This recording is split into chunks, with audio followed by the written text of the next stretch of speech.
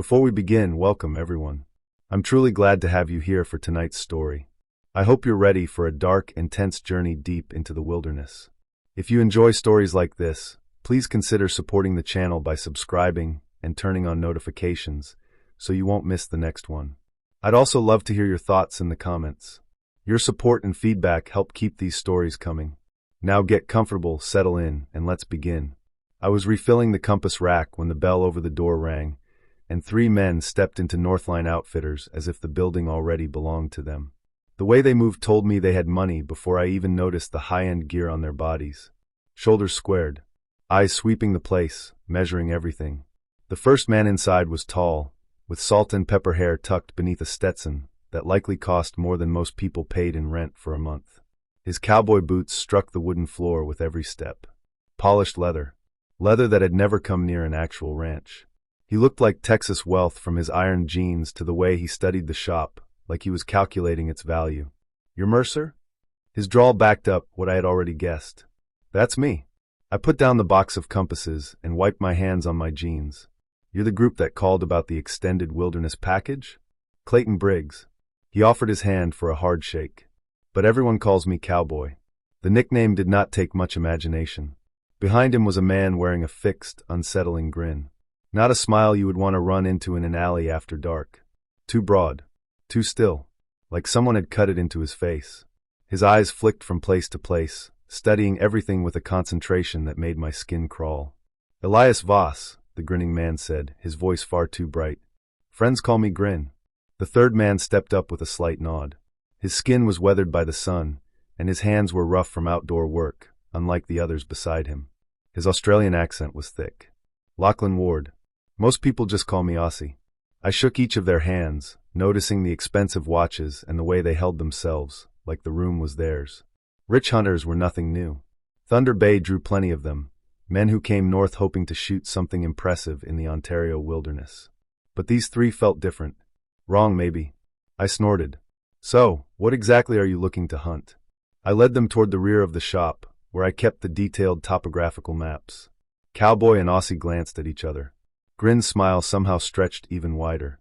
The silence lasted long enough to make me uneasy before Cowboy reached into his jacket and brought out a thick manila folder stuffed with papers. "This may sound a little unconventional," he said, setting the folder on my counter. I opened it. Right away, I wished I had not. Newspaper clippings about missing hikers lay across the top of the pile. Headlines from the Chronicle Journal and smaller local papers, some of them decades old. "Experienced camper vanishes without trace. Search called off for missing family. Hunter's remains found after 2 years." Below the clippings were photographs. Blurry, poorly lit images that could have been almost anything. Shadows between trees. Strange shapes far off in the distance. Streaks of movement caught on trail cameras. But something about them raised the hair along my arms. "We're not after deer or moose," Aussie said. His tone was calm and practical, as if he were talking about the weather. "We're after bigger game." I turned through more pages. Testimonials from other guides, most of whom I knew by name. Men who had spent their entire lives in those forests, describing things they had seen and could not explain. Tracks too large for any animal anyone knew. Sounds that matched nothing in any field guide. The stink of rotting meat where no carcass could be found. "You want to hunt a Wendigo?" The words came out flat. There was no question in them. Grin gave a little giggle that set my teeth on edge. "Smart man." My grandmother's voice echoed in my mind. The stories she had learned from Anishinaabe elders. Stories about the cannibal spirit that haunted the northern woods. Warnings carried from one generation to the next about hunger that could never be filled. About cold that burned like flame. They were not children's tales. They were not meant to scare kids into behaving. They were meant to keep people alive. "The Wendigo isn't a trophy animal," I said. I closed the folder and pushed it back across the counter. "It isn't something you hunt." Cowboy took out his wallet and counted bills onto the counter. "More cash than I normally saw in a month." "We've done our research, Mercer. We know what we're asking." "No, you don't." I looked at the money, but I did not touch it. I grew up hearing these stories from people who knew better than to go searching for trouble in the deep woods. The Wendigo isn't just some local legend. It's a creature, Aussie cut in, with weaknesses we can use. We've hunted Cape buffalo in Zimbabwe, brown bears in Kamchatka, saltwater crocodiles in Queensland. This is just another predator. The easy way he said it turned my stomach. These men saw everything as something to kill, mount, and show off. They had no idea what they were asking me to help them find. Grin leaned closer. His smile never faded. We're willing to pay triple your normal rate. Triple. That was real money. Enough to pay off my truck for the rest of the year, with plenty left over. Bills were stacking up, and the off-season was coming. Winter was always thin for wilderness guides, and one job like this could carry me until spring bookings started again. But taking city hunters after a Wendigo felt like guiding them straight to their deaths.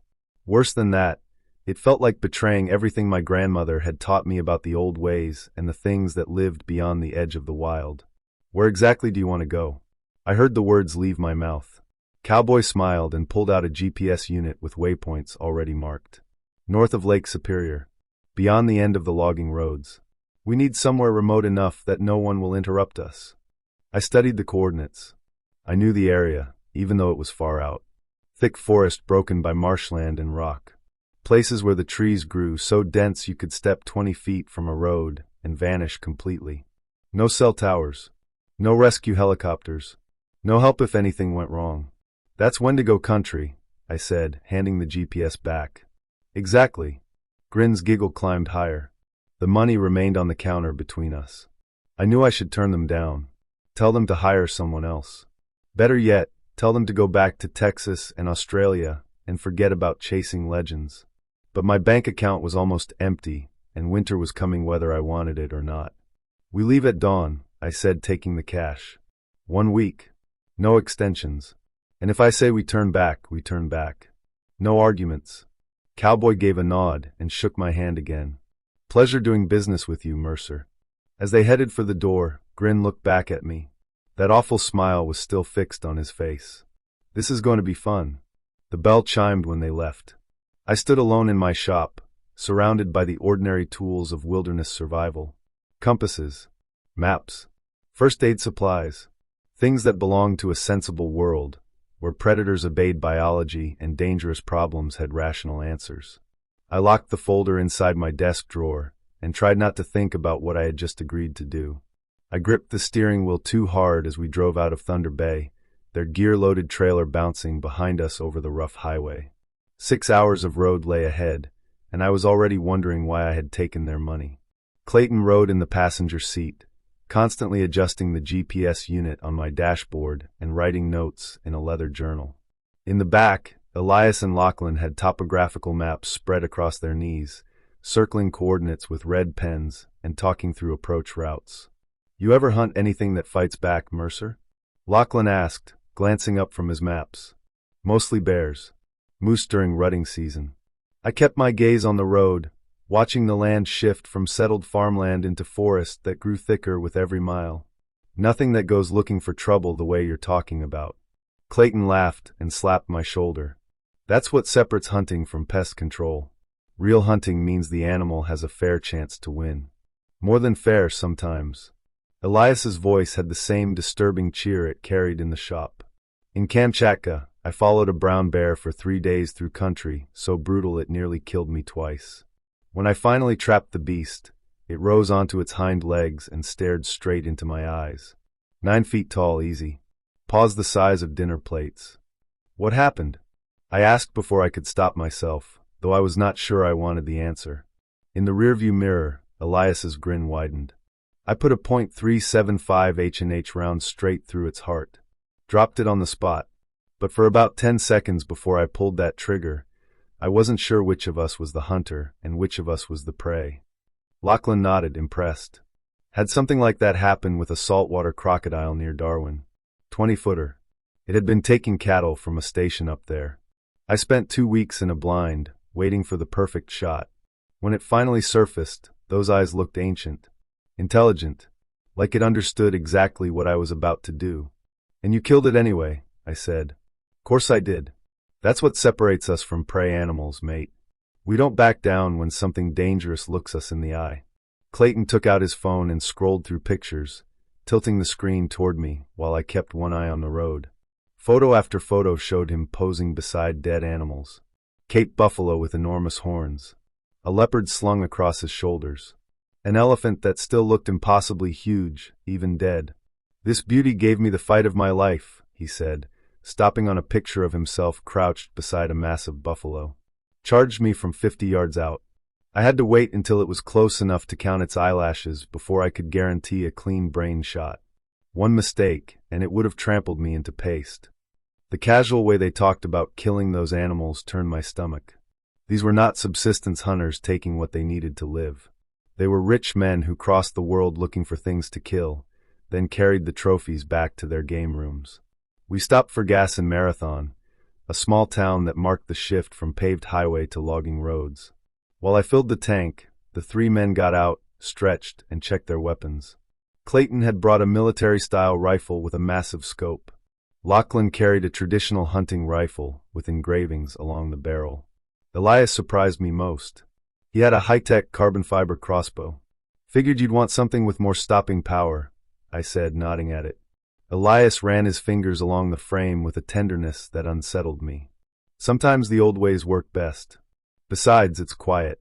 Don't want to scare our target off with gunfire." The thought of getting close enough to a Wendigo to use a crossbow chilled my blood. I said nothing and finished fueling the truck. The next 3 hours carried us deeper into country most people never laid eyes on. The logging roads tightened and grew more rutted, forcing me to slow down so the truck's suspension would survive. Ancient stands of black spruce and balsam fir crowded both sides of the road, their branches scraping the windows now and then. Cell service vanished completely. That left us truly cut off from the outside world. "Perfect," Clayton said, checking his GPS as we bounced through another pothole. "No distractions, no interference, just us and the wilderness." We reached the destination as afternoon began to fade. A small lake ringed by dense forest, reachable only by a road that had not been maintained in at least 5 years. The clearing beside the water was barely big enough for camp, with towering pines forming a natural wall on 3 sides. Unloading the trailer took most of an hour. They had brought enough equipment for an expedition lasting a month. Military-grade tents, portable generators, a communications setup that looked like it belonged in a spy film. Their arsenal was the most impressive part. Aside from their main weapons, they had packed enough ammunition to arm a small army, along with specialized rounds meant for different kinds of game. "Planning for every contingency," Lachlan explained as he unpacked boxes of shells. "You never know what kind of stopping power you'll need until you're standing face to face with your target." I pitched my own tent at the edge of the clearing, as far from their expensive camp as the space allowed. Years of guiding had taught me to keep distance from clients, especially clients who made me uneasy. As I drove in the final tent stake, I noticed how unnaturally silent the forest had become. No birds called from the trees. No squirrels chattered in the branches above. Even the normal insect hum was gone, replaced by a silence so complete it felt strange. In 30 years of working these woods, I had never known anything like it. "You notice how quiet it is?" I asked Clayton while he tested his satellite communication device. He stopped and listened for a second, then shrugged. "Peaceful. That's what we came here for." "It's not peaceful. It's wrong. There should at least be ravens," I said. "Maybe red squirrels. This time of year, these woods should be alive with movement." Elias looked up from sorting his equipment. That permanent grin stretched across his face. "Maybe they know something's coming." The way he said it made my skin crawl. Clayton and Lachlan only laughed. "Animals have instincts," Lachlan said. "They can sense predators nearby. Probably means this place is perfect for what we're looking for." I wanted to tell him predators did not silence a forest like this. Even with wolves or bears in the area, you would still hear the smaller animals. This felt like something had frightened everything away. But they had paid me to guide them, not to lecture them about the woods. I finished putting my camp together and tried to ignore the strange hush pressing in around us. After dark, we gathered around their portable camp stove for dinner. The men were excited, talking over their plans for the morning and swapping hunting stories. I mostly ate in silence, listening to them talk about killing animals while that unnatural quiet held the forest around us. Elias sat a little apart from the rest, looking from the conversation to the trees and back again. He kept smiling, but his eyes never settled. They searched the shadows as if he expected something to step out of them. Every few minutes, he tilted his head, like he was listening for a sound no one else could hear. Something wrong, Grin? Clayton asked, following his stare into the woods. Just eager to begin, Elias said. His voice had that same unsettling brightness. I can feel it out there, watching us. Lachlan checked his watch and yawned. Well, whatever's out there can wait until morning. We need to be sharp tomorrow. As the others prepared for bed, I stayed near the dying fire and listened to the silent forest surrounding us. No owls called in the distance. No branches shifted with the movement of night animals. Even the lake lay perfectly still. Elias was the last one to enter his tent. But I saw his shadow moving inside long after the others had gone to sleep. Now and then, muffled laughter drifted from his direction. Soft giggles that lasted far too long for any joke to explain. I pulled my sleeping bag tighter around me and tried not to think about what morning might bring. I packed early the next day while the others broke down their camp. I slung my Winchester .308 over my back. Something about the day felt wrong. Clayton put his GPS unit and satellite phone into a hard case and snapped it shut. Lachlan strapped his hunting knife to his leg and checked his rifle. Elias stood at the edge of camp, staring into the trees with that strange smile on his face. Ready to make history, Mercer? Clayton asked, lifting his huge rifle with practiced ease. I nodded and headed for the game trail I had noticed the evening before. The path was barely there. Just a thin opening in the brush, worn down by animals over decades. Usually deer trails, though bears and moose sometimes used the same routes through the densest parts of the forest. We moved in single file through black spruce and balsam fir that seemed to thicken with every step. The trees crowded us from both sides, their branches heavy with moisture from yesterday's fog. Every few steps, I had to duck beneath low limbs or push through bunches of evergreen needles that snagged our clothing. The silence that had troubled me back at camp grew worse the farther we entered the wilderness. No squirrels chattered above us. The ravens that usually trailed hunting parties, hoping to pick over scraps, were nowhere to be seen. Even our footsteps sounded muted. Christ, it's quiet, Lachlan muttered after we had been walking for an hour. Good for hunting, Clayton answered, though his voice had dropped lower than normal. Animals can't hear us coming. Elias gave one of his disturbing little giggles. Maybe they already know we're here. I said nothing and kept my attention on the trail in front of us. After years of guiding, I knew when a place felt wrong. There were no animals anywhere. The air itself felt heavy, thick enough to make breathing difficult. The men kept checking their GPS units, marking locations, and updating their maps like they were carrying out a mission. Lachlan scanned the trees ahead with binoculars. Clayton photographed anything that looked even slightly unusual. Broken branches, disturbed soil, even ordinary animal tracks crossing the trail. How much farther before we start seeing signs? Clayton asked when we stopped to rest beside a narrow creek. Could be anywhere, I said, filling my water bottle from the stream. These things don't move by patterns people understand. Everything moves by patterns, Lachlan said, tightening the straps on his pack. You just have to know how to read them. Elias crouched near the water, still smiling as he watched the current slip around moss-covered stones. His reflection warped in the moving stream. The grin looked even wider than it really was. We pushed farther into the forest as the morning wore on, following the game trail through ground that became thicker and harder to cross.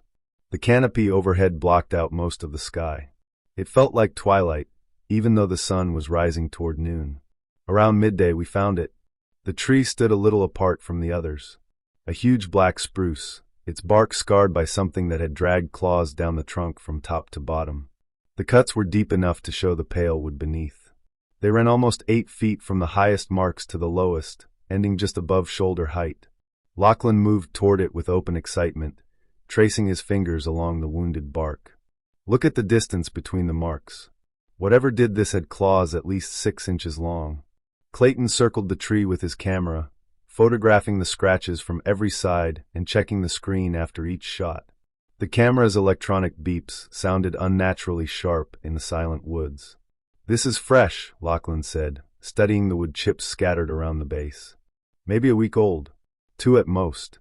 Elias stood about 10 feet away from us.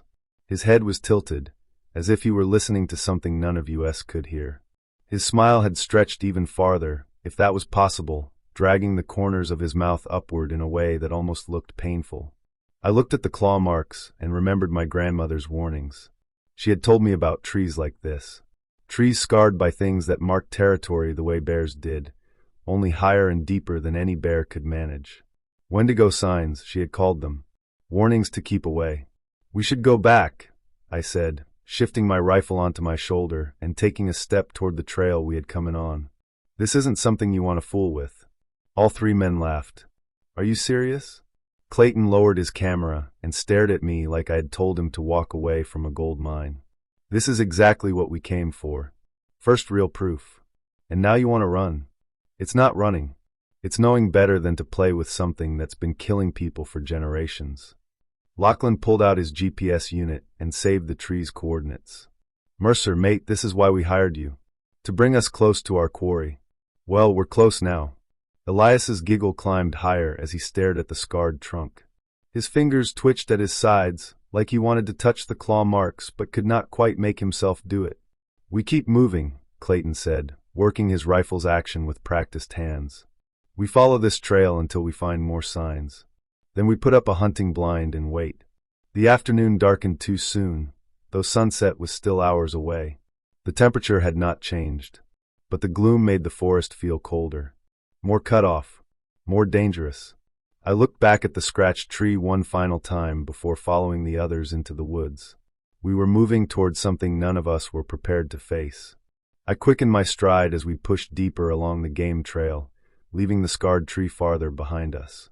The men trailed after me, still talking about the claw marks and taking pictures of anything that seemed even slightly out of place.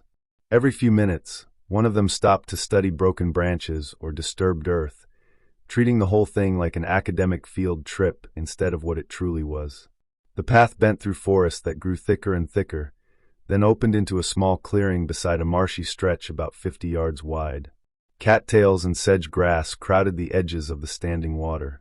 It was exactly the sort of place animals came to drink and feed.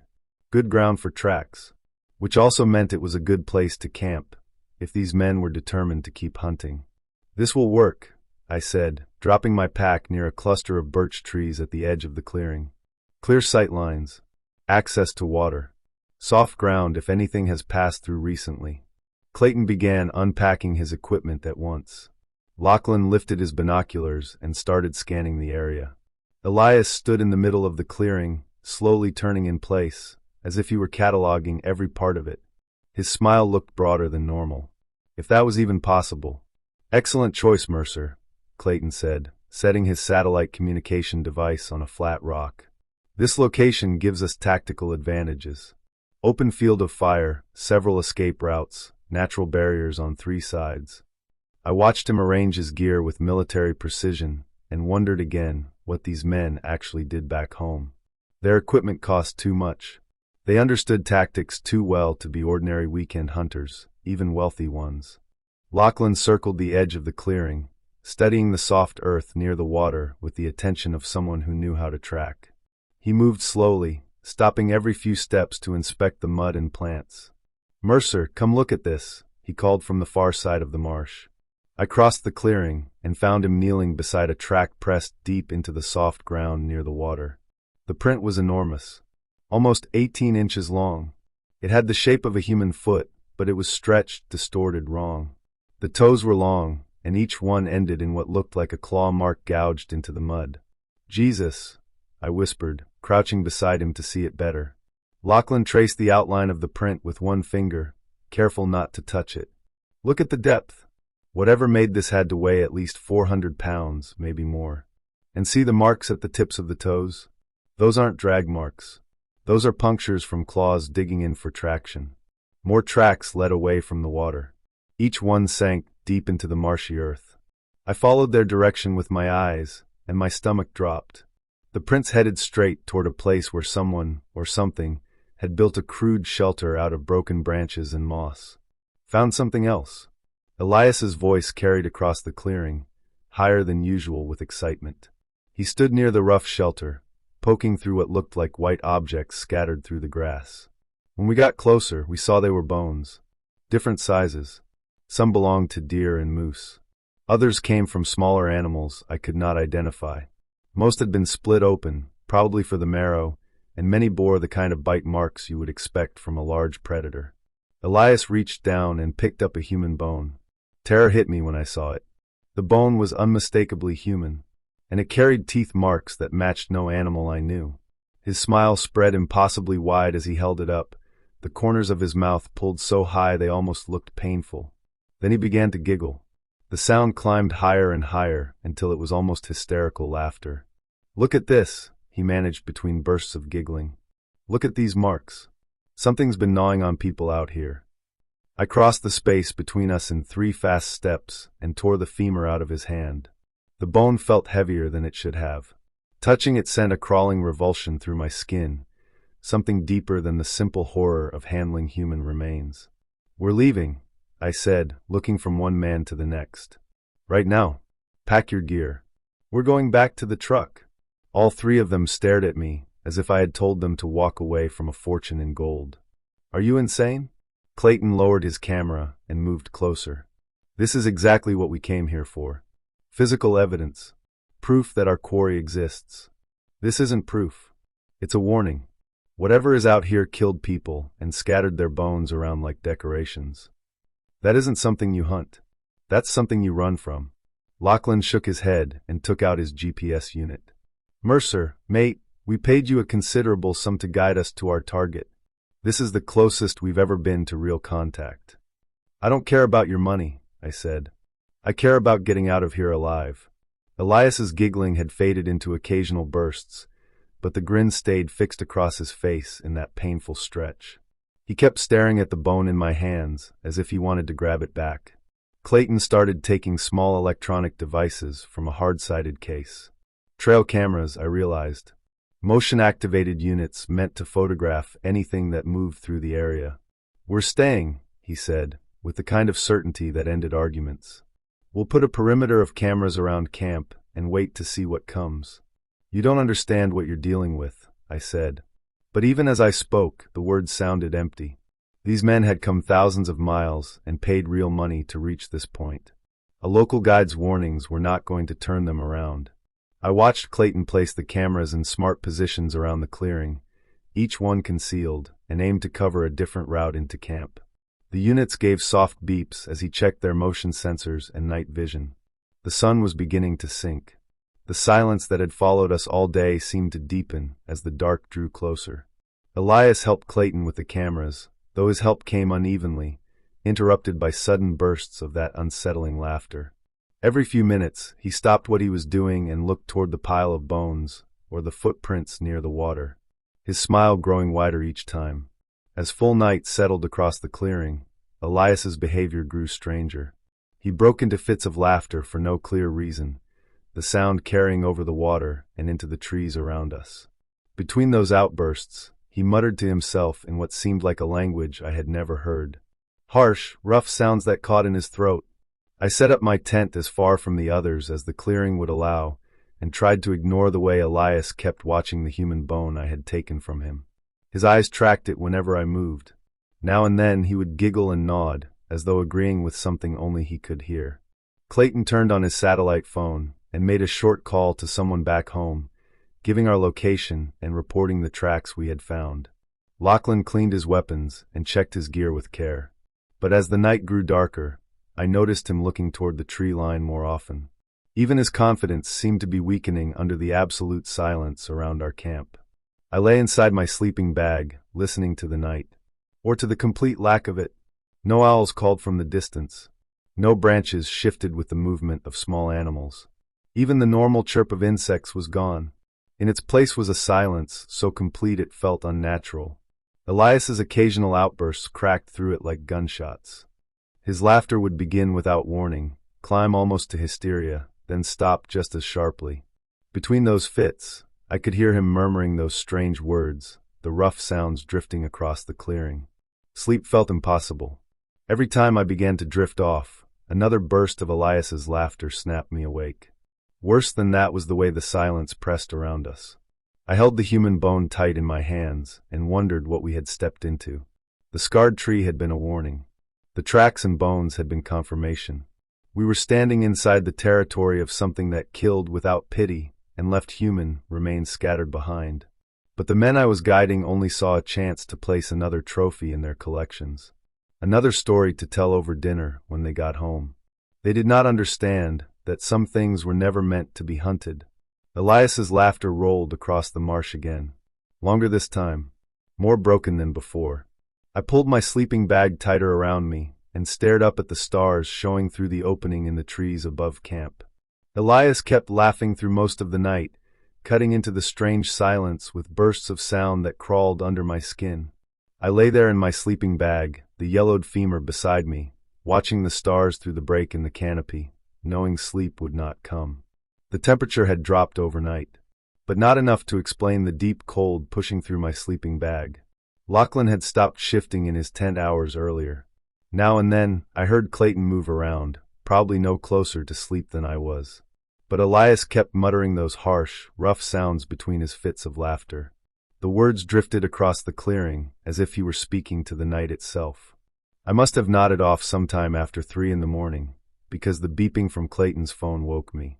The sky had turned that dull gray just before sunrise, when everything still looks dim and half-formed. "Motion alert," Clayton called.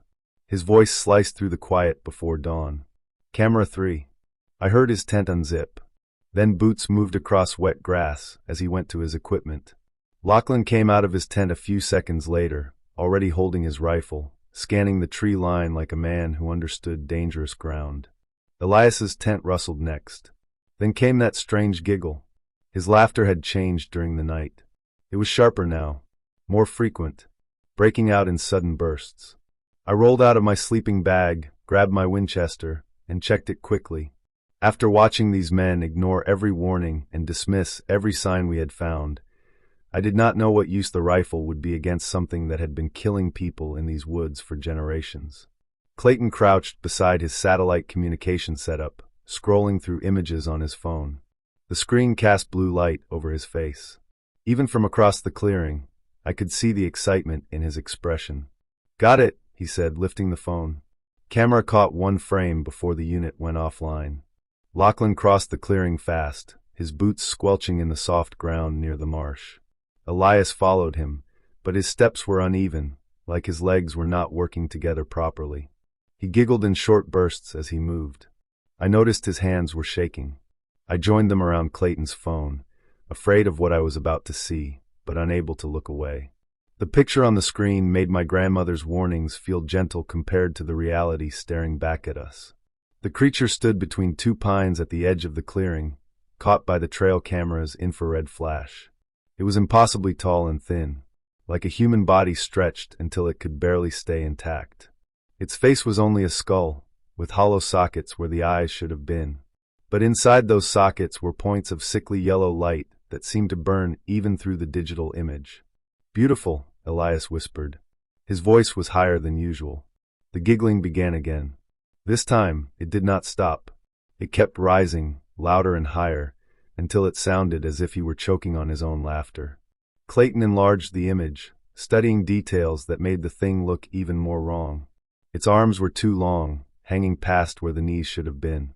Its skin looked gray and patchy, stretched tight across bones that jutted at unnatural angles. "The camera's destroyed," Lachlan said, checking his GPS unit. Whatever did this knew exactly where the device was hidden. Elias bent double with laughter, the sound carrying over the water and into the trees. When he straightened, his face was flushed and his eyes shone too brightly, like he had a fever. "Hunger," he said. The word came out between giggles. "Endless winter. Always hungry. Never enough. Never enough meat." The words poured out fast, tangled with the harsh language he had been muttering all night. I could not understand most of it, but the tone was wrong. It did not sound like a man speaking.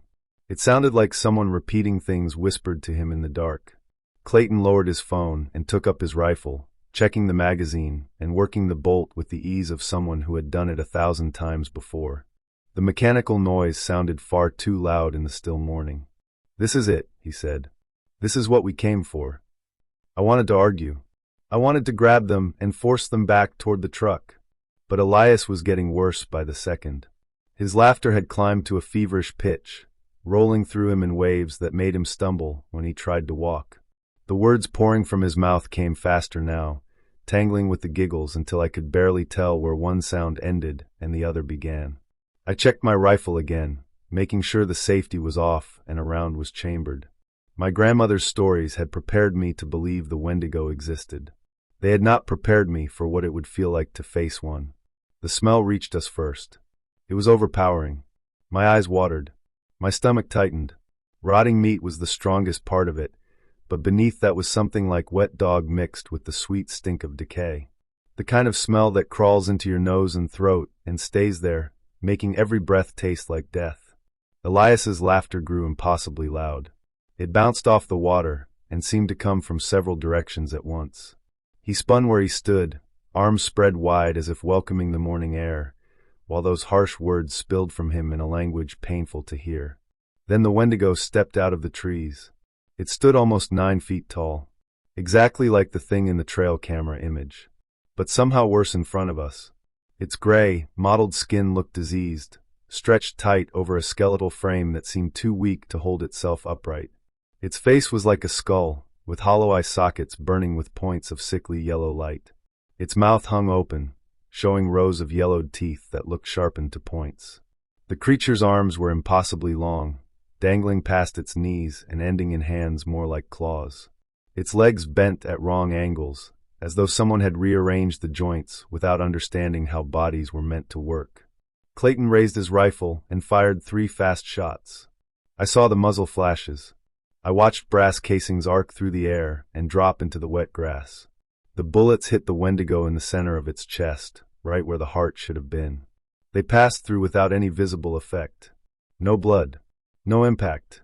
No reaction at all. Elias charged straight at the creature. He was still laughing hysterically, arms pumping as he ran across the uneven clearing. The creature moved with impossible speed. 2 long strides carried it to Elias, but the movement looked nothing like running. It was suddenly beside him. Its clawed hands closed around Elias's torso and lifted him off the ground. His hysterical laughter became screams. The Wendigo's claws opened Elias's chest like someone unzipping a jacket. The sound was wet and exact. Nothing like the dramatic ripping you would expect from a wild animal attack. Blood sprayed from the wounds, reaching the cattails at the edge of the marsh and streaking the morning grass in dark lines that looked black in the gray dawn. Elias's screams stopped so suddenly that the silence after them felt like a blow. His body struck the muddy ground in pieces. Arms separated from his torso. Legs twisted at impossible angles. But his face remained whole. That terrible grin was still stretched across it, even as his eyes turned empty and lifeless. I stood frozen, as if my boots had rooted into the ground. My mind could not understand what I was seeing. The smell of blood mixed with the rotting stink coming from the creature, forming something that closed my throat and made my eyes burn. Clayton kept shooting. His rifle cracked across the clearing again and again. Brass flew from the ejection port as he worked the bolt, backing toward the forest edge, while cursing in a non-stop stream that would have impressed a sailor. "Lachlan! Lachlan, get behind it!" Clayton shouted between shots, his voice higher than I had ever heard it. "Circle around." Lachlan had already drawn the large hunting knife from his belt as he moved through the tall grass near the water. He stayed low, circling wide, trying to get behind the Wendigo. But the creature moved in a way that made no sense. One moment, it stood over what remained of Elias. The next, it was directly behind Lachlan, without seeming to cross the space between. No running, no movement I could follow. It simply appeared there, and trying to track it made my eyes hurt. Lachlan spun and drove his knife forward. The blade should have gone through the Wendigo's back and out its chest. Instead, it passed through the gray, blotched skin without causing any damage. The Wendigo's claws swept across Lachlan's back, slicing through his jacket and flesh. Blood soaked his torn clothing as he pitched forward and landed face first in the mud at the marsh's edge. I wanted to move. I wanted to run or shoot or do anything useful. But my legs would not obey me. Every instinct screamed at me to help. But another part of my mind, the part that had listened to my grandmother's warnings, knew that stepping in would only get me killed too. The Wendigo killed Lachlan quickly and carefully. It gripped his head in both clawed hands and twisted. There was a cracking sound. Lachlan's body went limp at once, his neck broken. Clayton's rifle clicked empty. The sound carried across the clearing. His hands trembled as he fumbled for a fresh magazine from his vest, dropping the empty one into the wet grass. The Wendigo turned toward him, moving almost playfully. It crossed the clearing slowly, taking its time while Clayton tried to reload. The yellow lights in its hollow eye sockets seemed brighter the closer it came. Clayton seated the new magazine and reloaded. He raised the rifle and fired 5 quick shots. They should have killed any normal creature. But the bullets passed straight through the Wendigo and did nothing. Just as before, the creature only stood there while Clayton shot it. The rounds passed through its gray body and did nothing. When the rifle clicked empty again, the creature lunged at Clayton, crossing the space in an instant. Clayton tried to run. His boots slipped in the mud as he turned and sprinted for the trees, dropping the rifle and running as hard as he could. He made it maybe 20 feet before the Wendigo's claws caught him in the back. I heard his spine snap with a wet crack, worse than what it had done to Lachlan. Clayton pitched forward and slid through the soaked grass, his legs useless beneath him. For a few seconds, his arms still worked, clawing at the ground, trying to drag him forward. Then they stopped too. The Wendigo stood over Clayton and turned its face toward me. Those yellow lights set in its skull fixed on my face with an intelligence that felt almost human, but wrong. It was not looking at me the way a starving animal looks at prey. It watched me like it understood exactly what it had done. All 3 men were dead. Elias torn apart. Lachlan's neck broken. Clayton dying slowly from a broken back, still conscious but unable to move. Their equipment lay scattered across the clearing. Rifles, gear, phones, GPS units. None of it had mattered against something that did not obey normal rules. I stood there with my Winchester in my hands, knowing it would do no more good than throwing stones. The Wendigo had already shown me what bullets meant to it. Nothing. The thing my grandmother had warned me about, the deep woods creature that ate people, had just shown me why the old stories said it could not be stopped.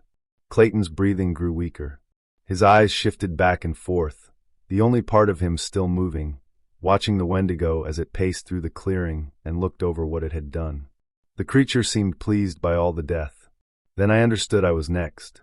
I waited for its claws to find my chest, for those impossible hands to tear me open the way they had torn Elias. My rifle hung useless at my side while I stared into those hollow sockets and watched the yellow light blink in the dark. The Wendigo moved toward me slowly, the same way it had approached Clayton.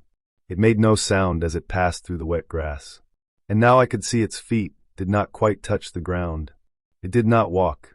It floated. It came closer as if it knew there was no hurry. When it stopped, it stood close enough that I could have reached out and touched its gray, mottled skin. Close enough to see that what I had mistaken for flesh was moving and shifting, like something that was not truly solid. The stench pouring from it made my eyes water and my throat close. Rotten meat was the strongest part, but beneath it was something sharp and chemical. Those hollow sockets stared straight into my face. The yellow lights blinked and pulsed, and I realized they were not eyes at all. They were something else, points of hunger that could somehow see. When it spoke, the voice seemed to come from every direction around me. The words did not only enter through my ears. They went straight into my head, making me feel small and terrified. Tell them not to come back. The breath that came with the words made me gag. It smelled of rotten meat and death. But beneath that was something more. A cold from places where the sun never reaches and nothing grows.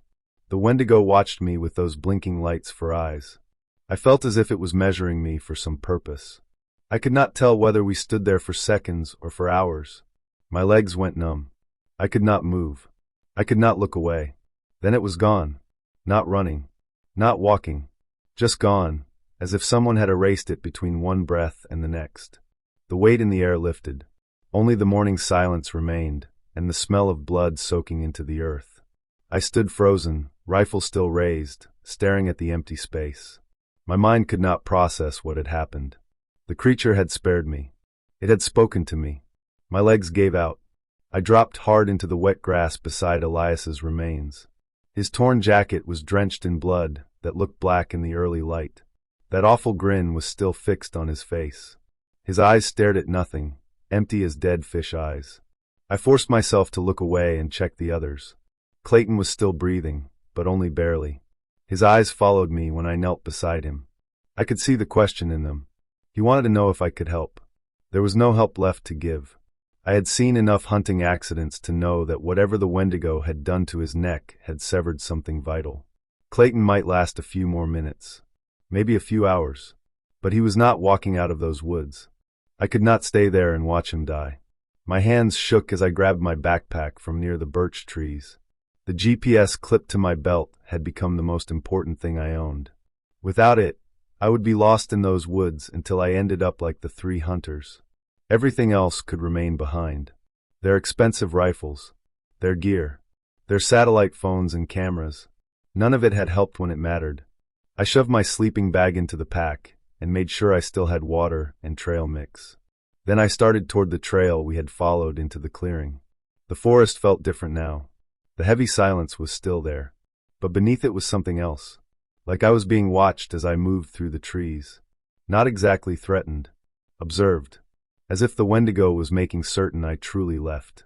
I moved too quickly through ground that demanded careful footing. Branches snagged my jacket. Roots tripped me. I kept going and did not slow down.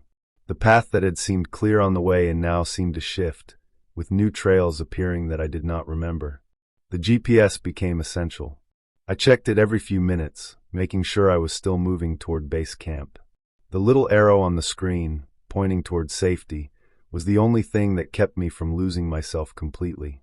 Hours blurred together in black spruce and wet brush. I stopped only when I had no choice, collapsing against tree trunks and drinking water while my legs trembled. During one break, I realized I had been moving for most of the day and had covered only half the distance back to camp. The trip that had taken us several hours, with stops to inspect signs and set up gear, had become a brutal hike that was pushing me far past my limits. I was not young anymore. Carrying a full pack through dense woods while still in shock had me stumbling hard. Night fell while I was still hours away from the truck. I used my headlamp only enough to keep from walking into trees or stepping into holes. Every sound made me freeze and listen. I listened for footsteps too quiet to be natural, for breathing from something far too large. But the Wendigo had said what it wanted to say. It did not seem interested in saying anything else. The forest stayed silent except for my own clumsy movement through the brush. I reached our base camp as the sun was going down the next day. Almost 18 hours after I had fled the clearing, where 3 men had died. The truck was exactly where we had left it. It looked beautiful. Chrome bumpers, solid steel, heated seats, a radio that played ordinary music. My hands were shaking so badly I could not get the key into the ignition until the 4th try. When the engine finally turned over, the sound was so normal, so safe, that I nearly broke down right there in the driver's seat. The drive back to Thunder Bay came in pieces. Gas station stops where I bought coffee I could not taste and sandwiches I could not eat. Truck stop parking lots where I sat staring at myself in the mirrors, looking at a man who seemed to have aged 10 years in 2 days. At a station outside Marathon, I tried to call the Ontario Provincial Police on my cell phone. The call went to voicemail because I could not figure out what to say. How do you explain that 3 foreign hunters were dead because they found exactly what they had been looking for? How do you tell a police dispatcher that bullets do not work on stories that should have stayed buried in old legends? I hung up. I bought another coffee I would not drink. Then I got back into the truck and kept driving toward a conversation I was not ready to have with people who would never believe what I had seen. The highway stretched on through forests that looked normal and safe in my headlights. But I knew better now. Somewhere back among those trees, something made of endless hunger was waiting for the next group of men who believed they could hunt the impossible. And I was the only one left to tell them not to come back. I parked outside the Thunder Bay OPP detachment at 3 in the morning and sat in the truck for 20 minutes, trying to decide how to begin. The brick front of the building looked solid and official beneath the parking lot lights. The sort of place where people handled drunk drivers and domestic disputes. Not creatures that should not exist. My hands were still shaking when I reached for the door handle. Every time I shut my eyes, I saw Elias's chest opening like a zipper. I heard the wet crack of Lachlan's neck breaking. The smell of rotting meat still clung to my clothes, even though I had stopped twice at gas stations to change shirts. The desk sergeant looked up when I came through the glass doors.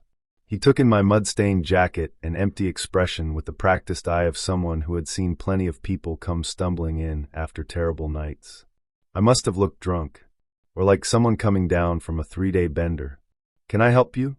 I need to report deaths. 3 men, 2 Americans and an Australian. The words came out flat and mechanical, like I was reading them from a page. I was their guide. The sergeant's face changed from bored to alert. He picked up a pen, pulled out an incident report form, and motioned for me to sit in the plastic chair beside his desk. Names: Clayton Briggs, Elias Voss, Lachlan Ward. I spelled each name while he wrote them down in careful block letters. They're dead. Killed by. I stopped. I knew how the next words would sound.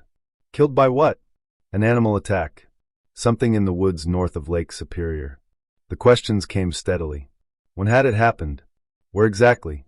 What kind of animal? Had I seen the attack? How had I escaped? Why had I not brought the bodies back? I answered as honestly as I could, without saying the word Wendigo. A large predator. Unprecedented size. Moved too fast to identify clearly. Tore the men apart before I could react. I ran when I got the chance and hiked out through the night. The sergeant called in a detective named Morrison. He looked exhausted, like someone had woken him from sleep. Morrison asked all the same questions again, writing my answers in a notebook while studying my face for any sign that I might be lying. You said you were their guide. What were they hunting? I had prepared for that question during the drive back. But even so, my rehearsed answer sounded thin when I said it. They were tracking unusual animal signs. Research purposes. They had cameras and GPS equipment. Morrison lifted an eyebrow. Research. What kind of researchers carry hunting rifles? They wanted to be prepared. Said they were documenting large predator behavior in remote areas. And you believe that? I met his stare and nodded. Morrison wrote something else in his notebook. Probably a note about how my story was already falling apart under basic questions. They kept me in that interview room for 6 hours, going over the same details again and again while different officers took turns asking different versions of the same questions. Where exactly had we camped? What were the GPS coordinates? Could I draw a map? Did the men have enemies? Had there been arguments? Money disputes? By the time they let me go, I understood that Morrison and the others thought I had either killed the 3 hunters myself or led them into danger through criminal negligence. The sympathy in their voices was the kind reserved for someone clearly disturbed, but not yet charged with anything. We'll send a search and rescue team to the coordinates you gave us, Morrison said as he walked me to the exit. If we find anything, we'll be in touch. The search team went out 2 days later with helicopters and tracking dogs. I watched the local news coverage from my cabin. Footage showed the remote lake where we had made base camp. The team leader gave interviews, explaining how they were searching the surrounding forest. They found our abandoned base camp exactly where I said it would be. The expensive tents were still up. The men's belongings were still scattered through the clearing. Sleeping bags, cooking equipment, electronic devices worth thousands of dollars. Things no criminal would have left behind. But they found no bodies. Not at the coordinates I had given them for the marsh clearing. Not anywhere within a 10-mile radius of our camp. The bone pile I described was gone. The enormous footprints in the mud were gone. Even the claw marks on the black spruce had vanished, leaving bark that looked as if nothing had ever touched it. Morrison called me in for another interview after the search ended. This time, his questions were about my mental state. Whether I had used drugs or alcohol during the trip. Whether I had been seeing things. Having memory problems. Losing track of time. Look, Mercer, he said after an hour of carefully phrased questions about my psychological health. We found blood evidence at a location that roughly matches your description. Dark staining on vegetation that could be human. But without bodies or witnesses, all we can do is classify this as a missing persons case. What about the families? Morrison's expression grew serious. The families are asking questions we can't answer. 2 Americans and an Australian, none of them with any history of mental illness or suicidal behavior, disappear in the Canadian wilderness with only you as a witness. You say they were killed by some unknown animal, but we can't find them or any proof of this creature.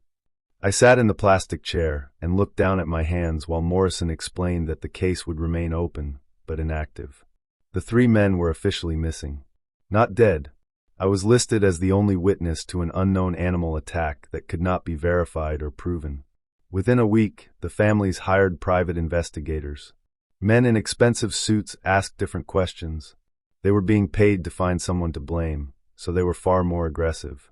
They dug through my background, my finances, my history as a guide. They spoke with former clients and checked my business records, searching for any sign of carelessness or criminal behavior. They found my gambling debts, my failing business, and the fact that I had been desperate enough for money to take 3 strangers into dangerous country without proper backup plans. The investigation report described me as an unstable guide who had probably panicked during a real animal attack and abandoned his clients to save himself. It suggested I had invented details about the deaths to hide my cowardice.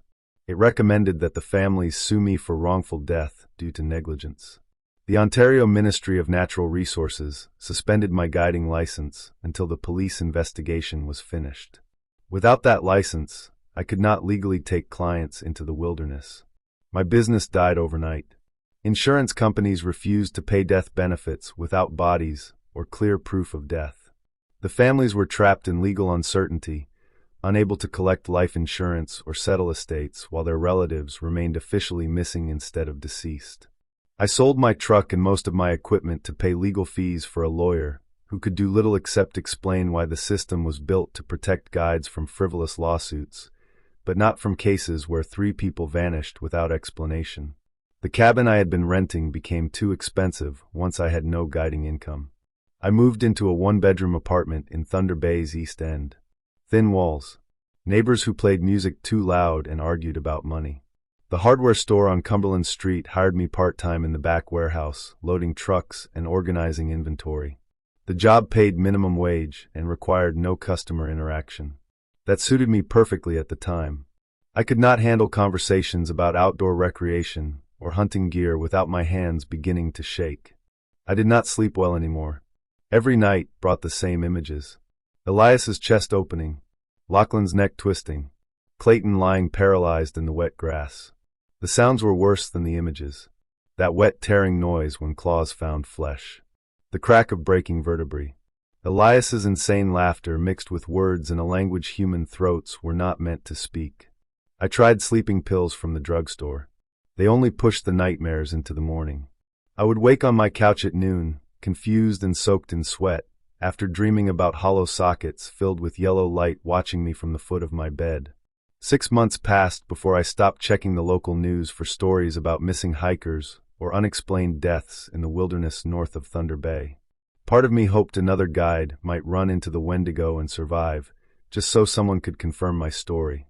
A bigger part of me hoped no one else would be foolish enough to search for legends that should be left alone. I worked my shifts at the hardware store, stocking shelves with tools and supplies that reminded me of everything I had lost. Compass displays made my stomach tighten. Trail maps brought back memories of 3 men studying GPS coordinates. They had been so certain technology could solve anything. Customers sometimes asked if I knew anything about wilderness guiding or remote camping locations. I learned to steer those conversations away fast, telling them to speak with other outfitters or ask the tourism office for recommendations. Morrison came by the store one afternoon in late autumn. He pretended to buy screws for a home repair project, but he was really checking on me. He asked casual questions about how I was adjusting to civilian life, whether I had been having any more episodes, any memory problems. "Case is still open," he said while I rang up his purchase. Bodies turn up years later sometimes, especially in country like that. Animals scatter remains. Weather does what weather does. You never know. I handed him the receipt and nodded. But we both knew those bodies would never be found. Whatever the Wendigo had done with the remains, it had erased them more completely than any natural process could explain. That night, I dreamed of hollow sockets filled with blinking yellow light. In the dream, the Wendigo stood at the foot of my bed, speaking in a dry, rustling voice, reminding me of the message I was supposed to deliver. Tell them not to come back. I woke knowing that somewhere in those woods, the creature was still waiting. Waiting for the next hunters who believed they could kill death itself. And my warning, even if anyone believed it, would never be enough to stop them.